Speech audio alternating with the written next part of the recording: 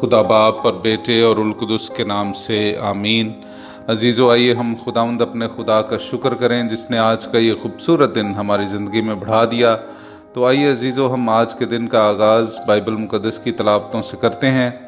आज की पहली तलावत इर्मिया नबी का सहीफ़ा, उसका 3 बाब 14वीं आयत से लेकर 17वीं आयत तक।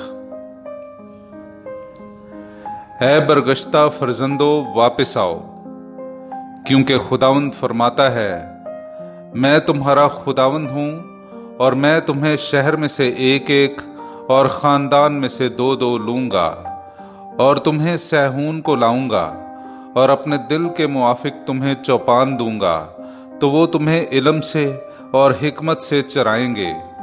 और उन दिनों में जब तुम ज़्यादा होगे और मुल्क में बढ़ोगे, खुदावंद फरमाता है, तो वो फिर ना कहेंगे कि खुदावंद के अहद का संदूक, और वो दिल में अपने लिए ख्याल करेंगे और उसका जिक्र ना करेंगे और ना उसे याद करेंगे, और वो फिर बनाया ना जाएगा। उस वक्त यरूशलेम खुदावंद का तख्त कहलाएगा और खुदावंद के नाम से सब कौमें यरूशलेम में उसकी तरफ जमा होंगी, और बाद उसके वो अपने शरीर दिलों की जिद पर ना चलेंगे। पाक कलाम का पढ़ा और सुना जाना हम सब के लिए बाइसे बरकत हो। खुदा का शुक्र हो।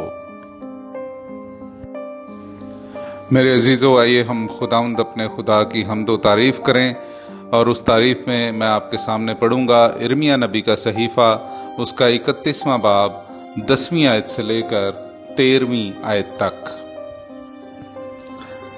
है कौमों, खुदावंद का कलमा सुनो और दूर के जज़ायर में ऐलान करो। जिसने इस्राएल को परागंदा किया, वो उसे फिर फराहम करता है और उनकी यूं हिफाजत करता है जैसे चरवाहा अपने रेवड़ की करता है।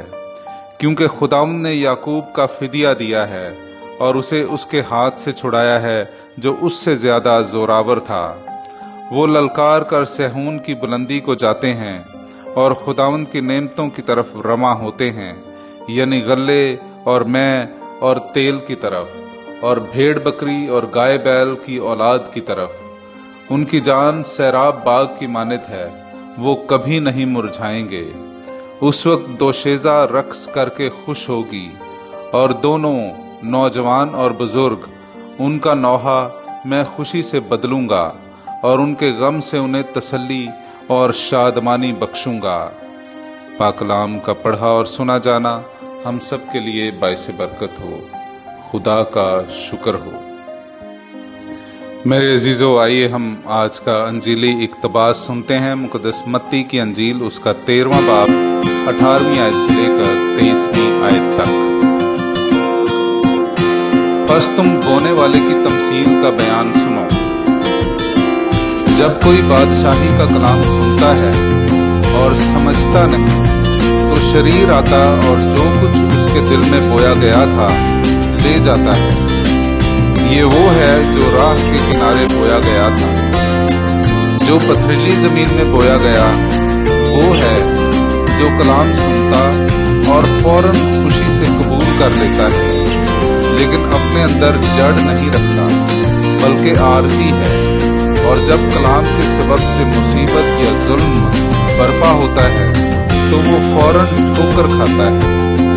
और जो खारदार झाड़ियों में बोया गया, ये वो है जो कलाम को सुनता है, पर दुनिया का फिक्र और दौलत का फरेब कलाम को दबा देते हैं और वो बेफल रह जाता है। लेकिन जो अच्छी जमीन में बोया गया, ये वो है जो कलाम को सुनता और समझता है और फल भी लाता है। कोई 100 गुना फल देता है, कोई 60 गुना, कोई 30 गुना।